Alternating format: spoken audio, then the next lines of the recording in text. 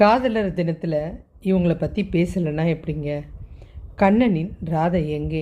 ஆமாம், நான் சொன்ன உடனே உங்கள் கண்ணு ஏன் தேடுது? எனக்கும் இந்த சந்தேகம் இருக்குங்க. ராதா எங்கே? கண்டிப்பாக இவ்வளோ லவ் பண்ண இவங்க எங்கே போனாங்க?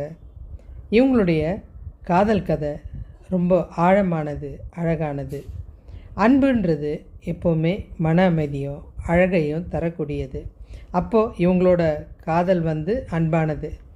இவங்களுடைய காதல் தெய்வீகமானது, தூய பக்தியும் சொல்லுது. ராதாகிருஷ்ணன் 2 உடல் வேறு வேறு இருந்தாலும் இவங்களுடைய ஆத்மா ரெண்டுமே ஒன்று தான். அவர் என்ன நினைக்கிறாரோ அதை இவங்க சொல்லுவாங்க, இவங்க என்ன நினைக்க போகிறாங்களோ அதை அவர் சொல்லுவார். இந்த காதல் இத்தனை காலத்தையும் கடந்து இப்போவும் வாழ்ந்துட்டுருக்குது. இப்படி இருந்த காதல் என்ன ஆச்சு?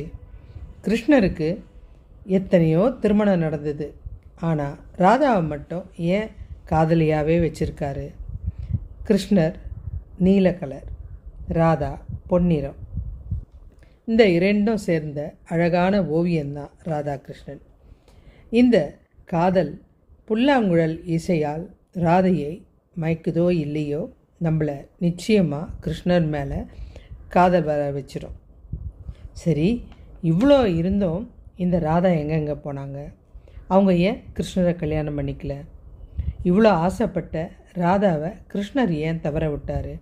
60,000 மனைவியை கல்யாணம் பண்ண அவர் இவங்கள மாத்திரம் ஏன் காதலியாகவே நினைக்கிறாரு? நிறைய சந்தேகம் வருது இல்லை? அப்போ கண்டிப்பாக என்னுடைய சேனலுக்கு போங்க, சப்ஸ்கிரைப் பண்ணுங்க. அங்கே முழு தகவலும் உங்களுக்கு காத்துட்டுருக்கு. ராதான்னு சொன்னாலே இந்த கிருஷ்ணனோட இதயம் ஆட்டோமேட்டிக்காக துடிக்க ஆரம்பிச்சிடும்.